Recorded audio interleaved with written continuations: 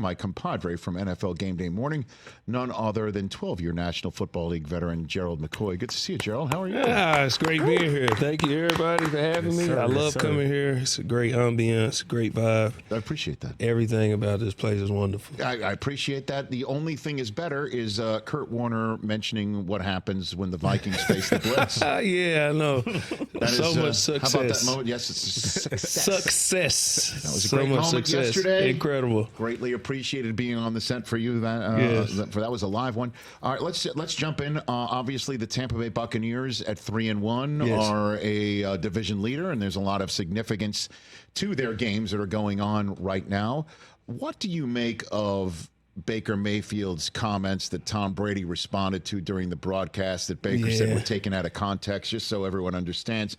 He said during the week, knowing that Brady was going to be in the booth for Fox, on a podcast, mentioning that Brady's presence stressed a quote-unquote high-strung environment that he was brought into, quote-unquote, bring the joy back to football for guys who weren't having as much fun. What did you make of that? He said those were taken out of context. Yeah, I think so. And when I was watching it, I was like, ugh. I heard how quiet it got during the live broadcast. I said, yeah, Brady don't like that. And I think he took it as a slight, more as there's different ways to lead. Baker's leads differently. Tom has come from a more serious environment, and that's kind of how he's always been. That's just how he prepared. And I don't think guys didn't have fun with Tom, but I think Baker's way of leading is a lot more upbeat, a lot more fun, tell jokes, have handshakes, all of that style. And I think some guys may have been intimidated by Tom, because when you've been around a guy like for example, when Darrelle Revis walked through our door in 2013, I was intimidated because it was Darrelle Revis. I was going on, I had already made 2 Pro Bowls, I had made my first Pro Bowl, but then in comes Darrelle Revis, and it's like, well, this is a different level of player here. So you can be intimidated by a Darrelle Revis. Imagine a Tom Brady being there. You don't want to make no mistakes. You want to be on point at all times. Well, Baker is more like, okay, I can be a little more relaxed. He's a great leader, but Tom is like Tom. Like, you can argue he's the greatest athlete of any sport ever. He's in that argument. So I think that it was taking more of a slight at Tom of, it wasn't fun while he was here, and I don't think that's what he meant. I'll be honest. I mean, I was around the team in Munich and Tom's last year there. It didn't look like anybody was having fun at all. Yeah. I mean, at all. But then which is why all of us thought, well, Seattle's going to go kick their behinds. They played their best game of the year. Yeah. And so there's a certain sensibility you have when there's a GOAT, when it's either the ring or nothing. Yeah. That might stress people out. I get it. Well, I've heard what it's like being at the Patriots with Coach Belichick. Right. It's really just like they win, but it's like it's like this. Isn't that what the Eagles? Didn't the Eagles talk about during that Super Bowl week that they're having fun, and the Patriots are not? Yeah, because of that's the environment. Maybe this is kind of another version of that. It could be. I remember my last year at OU, we played Stanford, and we did, for some reason, I don't know why they did this, we had a joint dinner where we sat on one side and they sat on the other side. It was this little small. It was like, we don't want to see them before the game, but they did it. We were in sweats and OU gear and just Crocs and stuff. They came in ties, suits, and all that. And we was like laughing, like, oh, we having a blast. Like, y'all so serious. We ended up winning the game. But it was just like, even Richard Sherman, he'd tell you, we was like, man, everything was so like this. And I think it's just different versions of leadership, of how the leader goes, that's how the team goes. So Richard was dressed in a suit? Yes, he was. Yeah. And you were dressed in sweats and Crocs? I was just dressed in a sweat and Crocs. Yes, I was. Yeah. And we was laughing at him like, why y'all dressed like that? This is like a bowl game dinner. We was at the Brute Sun Bowl. Why y'all in suits? Like, what are y'all doing right now? An El Paso dinner? An El Paso dinner. Yes, it was. Man, some of the bowl games is let's get all the kids together for dinner. The Brute Sun Bowl, and everybody's like, "What's Brute?" I'm like, "Trust me, you don't want it. You don't want it. You're 18. Don't ask for any Brute." Yeah. Gerald McCoy here on the Rich Eisen Show. So what did you glean from the Bucs Eagles game? Because Eagles fans are ready to go, find the the Ben Franklin Bridge and jump off it right now. Yeah. What do you think? Well, one, I think I just ran up against a team who was better. Yes, I'm saying that because I believe it. But also, making adjustments when your top two receivers are not there, that's tough to deal with. I guess it's not fair when one guy's got Evans and Godwin and you don't have Brown and Smith. Take a deep breath. Okay. You relax. It's the September. I remember, and I always say this, the reason how I come up with a lot of my analysis and things I've seen is because I've seen so much. I've seen a Denver Broncos tell Peyton Manning, it's okay, you can go. We appreciate Indianapolis Colts tell a Peyton Manning you can go, and he went to the Broncos. That schooled me on this is a true business. If you can let Peyton Manning walk and we prepare for the future, then I watched it happen with the Patriots and Tom Brady. That schooled my mind on business sense. In I can't remember the date, 14, 15-ish, the Atlanta Falcons started 5-0. It was like, man, the Falcons are going to be, and then I think they ended up 6-10, maybe 7-9 or something like that. It's a long season. You don't really know who's who until about week 9-ish. So it's time. There is time to get back on track. So Philadelphia faithful, relax, take a deep breath. It's okay. So then let's in that vein, still hold your feet to the fire to tell me who's real and who's not. Right now? Yeah. And I'll throw some teams out, and you tell me if they're real or not. Sure. 4-0 Vikings. Real. They legit. That defense is not. I mean, if you can play defense of that level, and usually when you play defense of that level, like when the 49ers are playing at that level or when the Ravens are playing at that level, you can name me out 5-6 guys. You can't just rattle off 5-6 guys on the Vikings defense. That's legit defense. They're playing where it's selfless defense. We play for the team, and we're going to go out here and win. That defense at the level they're playing, how the offense is playing, they're playing very good football. The Vikings are legit. So you think Sam Darnold will be an MVP candidate? Currently, he is. But I think this can continue because of how to run the ball. He's not putting the ball in harm's way, and the defense is giving him multiple opportunities. So if they keep playing this level, yeah, for sure. 3-1 Commanders, your NFC East leaders, real or not? I have to give an either or? That's sports talk radio, sir. Oh, Lord. I'm going to say not. Why? Because it's so early. I think they're playing great, but I don't know if it's sustainable. I think they're the best team in the NFC East. How does that sound? That's not right now. If you top to bottom how they're playing, that is not a lie. Okay. Yes. Right? I mean, the Cowboys are going to be without two of their best defensive linemen for the next month. Yeah. Offensively, you're wondering after 88, who concerns me? How are they going to run the ball? You see the Eagles, they're banged up, as we just discussed and described. Definitely the best team in the NFC East, but when I say real, I mean like contenders. Let me just say, it's crazy, man, what Jaden Daniels is looking like right now. It really is. It's incredible to see what he's doing. In the preseason, I said then he throws one of the best footballs I've seen in a long time. Like with guys who just, when they throw the ball, it's just like he's got great touch, the spin on it, it's everything about how he throws the football. It's rare to see a guy throw the football that good, but the way he's dissected these defenses and running this team, yeah. So it's just too early to, because he's so young, right? Sure, and the defense is not overly great, but they're playing well right now. So, but long run, you won't put your chip on him right now. Not right now. I can't. 3-1 Steelers. Gerald McCoy on the Rich Eisen Show. TikTok. No. Why? I don't believe they have all the necessary pieces to make this sustain. And yesterday, Joe Flacco just came in and just picked them apart with ease. Like that's what he does. I know, but it's just like That's what he did for Cleveland last year. So the defense has been, which we said, like probably the best unit across any team. Yes. All season. And then Joe Flacco comes in, it's like, what happened? That's why I say I can't say that they're real right now, because all they did is bring in Joe Flacco. The defense is still the defense. The offense changes a little bit when you got a guy who's passing the ball, but the defense is still the defense. But Justin Fields, I think, has definitely sat Russell Wilson for the foreseeable future, correct? For sure. Would you not agree? I would agree. And before even any of this happened, I said Justin Fields should be a starter anyway. I always felt he should have been. Even because he gives your offense an opportunity to open the playbook more than what Russ can do right now. So let's talk about 2-2 teams, Gerald McCoy, that you think either has what it takes to keep on going and maybe be significant or not. Yes. Okay.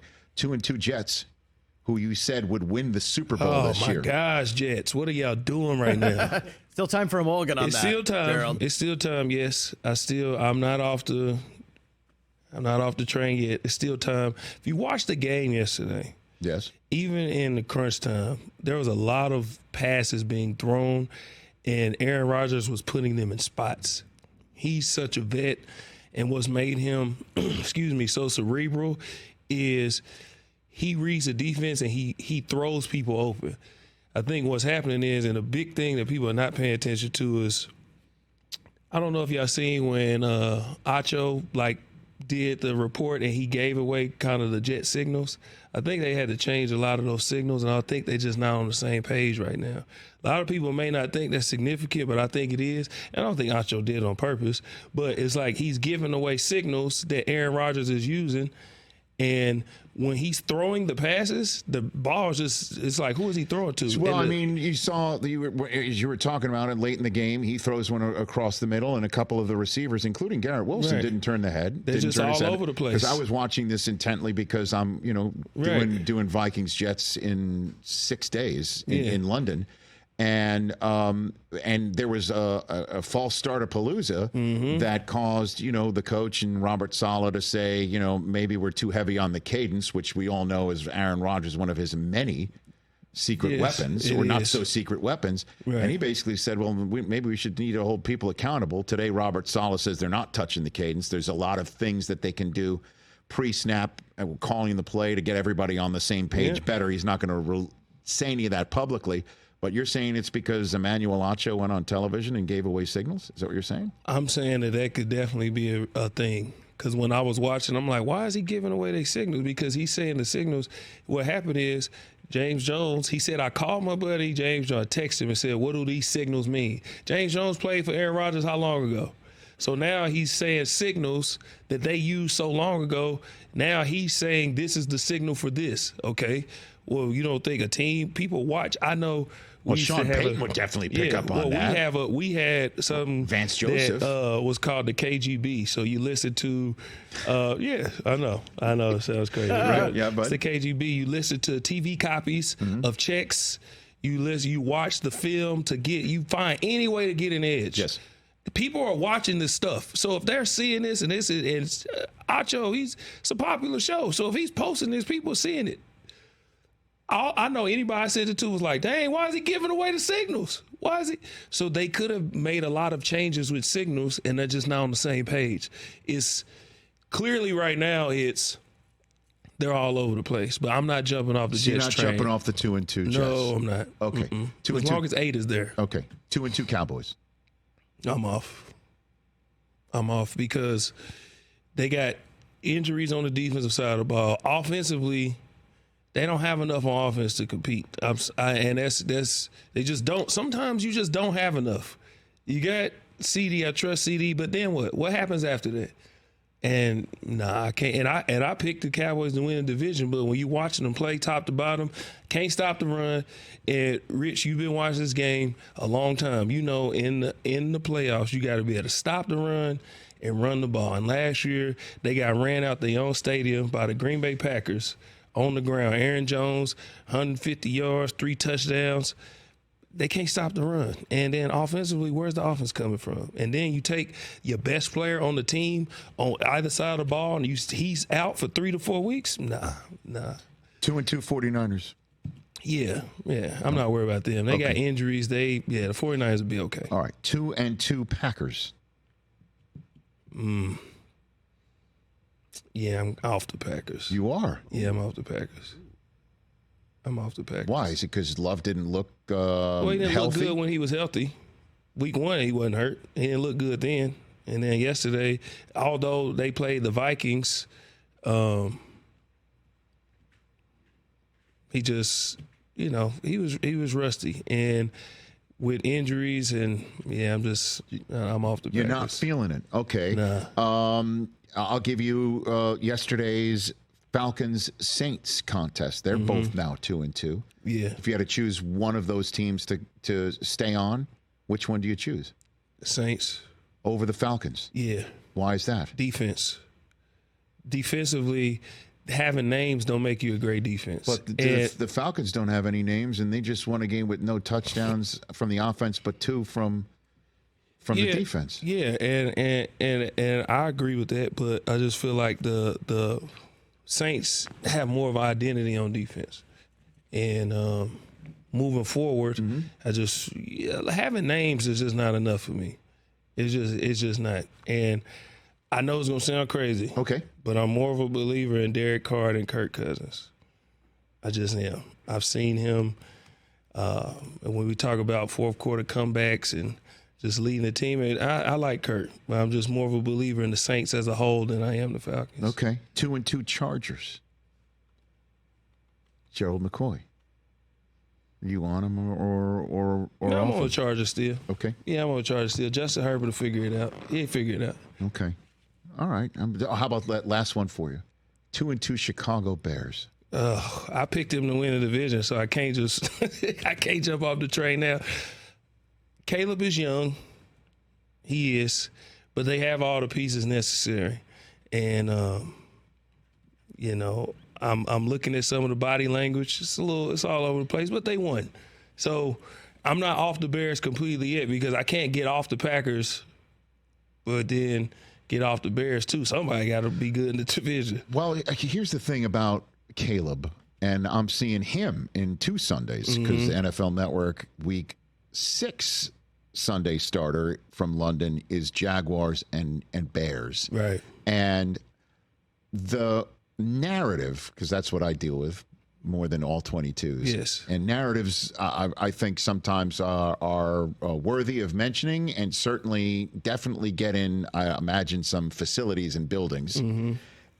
The narrative that I didn't think anybody saw coming, and I'm wondering how Caleb Williams handles, is the fact that he's 100% soup to nuts, everybody's opinion, is the second best rookie quarterback because of what Jaden Daniels is doing. Right. Jaden Daniels is the cat's meow right now, to use an old phrase. Right.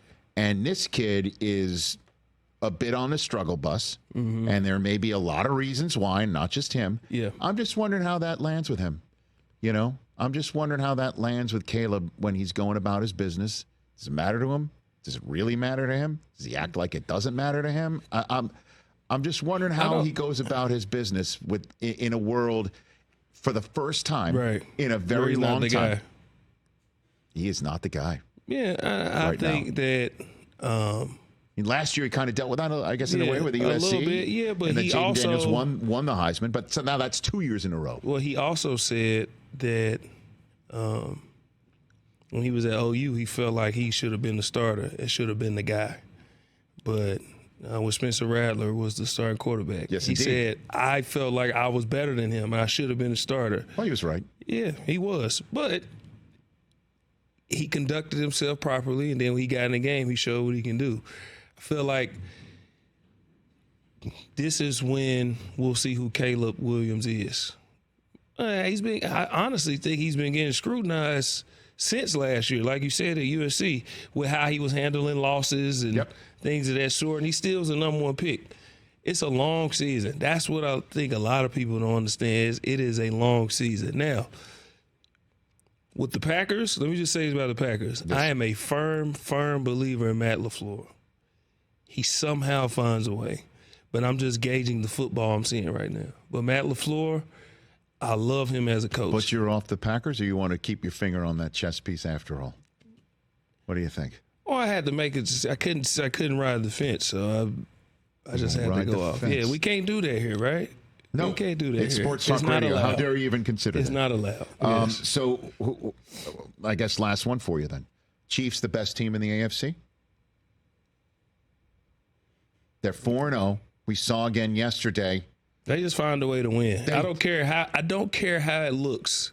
I don't care how it looks. Find a way to win, and that's what they're doing. Can you help me understand, or have the fans who are listening and watching us right now, Gerald McCoy, understand how that is a difference maker, an ability of a team to finish, and why it's difficult to find players who know how to finish, right? I mean, because that's the difference. It's very difficult because I was on a lot of Bucs teams where a lot of people would consider my time with the Bucs one of the worst eras of the Bucs football.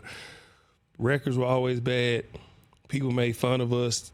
You know, we just wasn't a sight to see. But if you go back and watch those games, we were in all of those games. Very, very close games. And I had a conversation with Levante David after they beat Detroit in Detroit this year.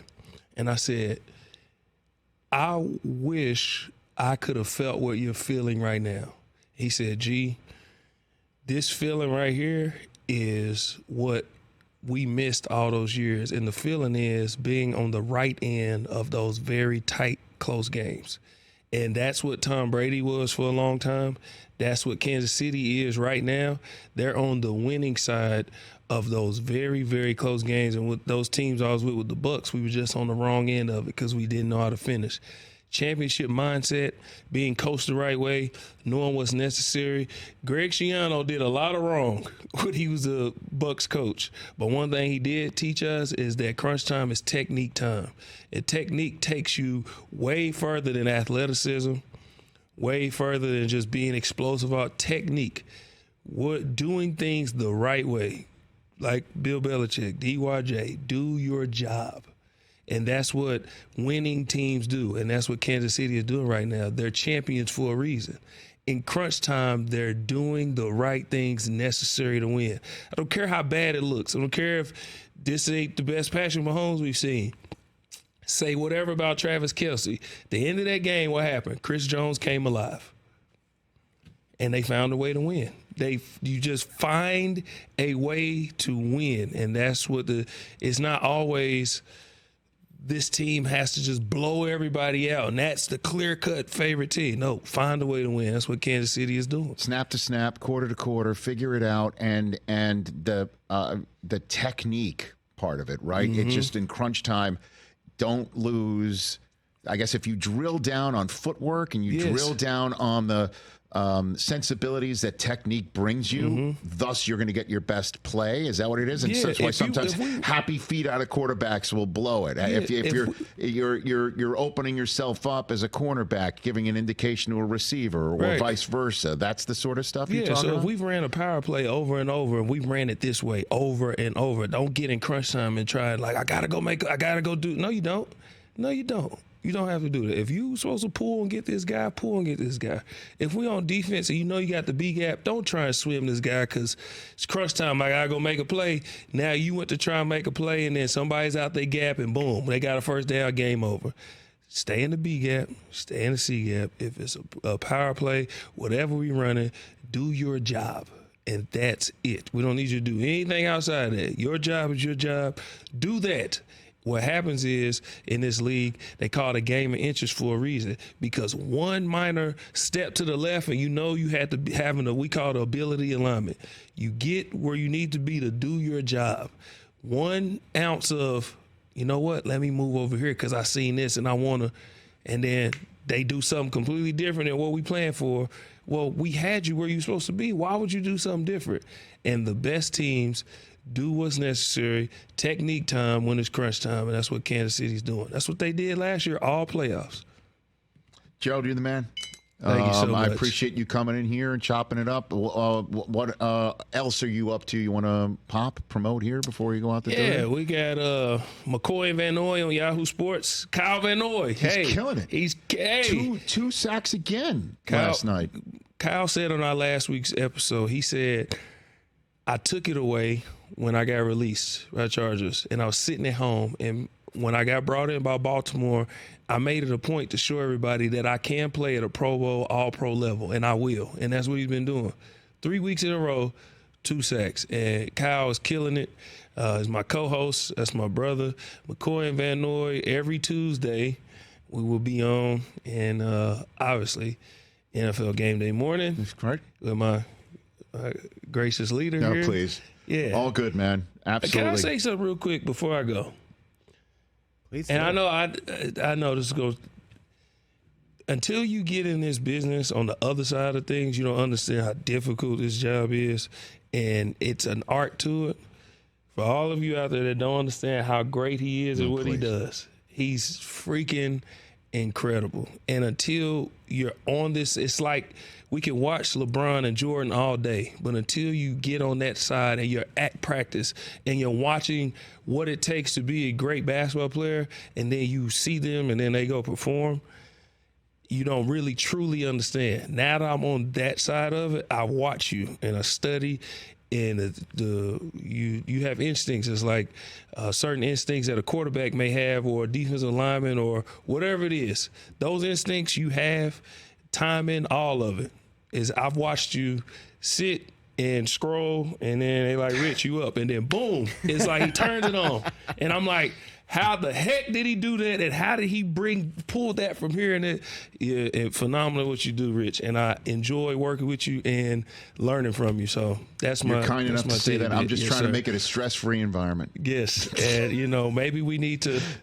You know what I mean? We need to bring somebody else in. So not so stressed, Rich. Dang it. I'm stressed every day. No, it's okay. That's all right. Us Michigan men, we just want to win Emmys. You know what I mean? That's all we want to do. That's all we want to do. You're the best. Thank you for saying that. Brother. And look forward to having you back here. And I'll see you in Game Day morning's taking 3 weeks off, and then after that, McAfee's part of our show once a week. Man. Yeah, that's gonna be a sight to see. No. Yeah, Pat's gonna join us in the 4th hour of every NFL Game Day morning after we're back from London. Nice. What a sight to see! That'll be good. It'll be good. Joe McCoy, check out the McCoy and Van Noy. Notice it's not Van Noy and McCoy. Okay, this man brings the heat himself. Catch the Rich Eisen Show every single day on the Roku Channel, 12 to 3 Eastern, for free.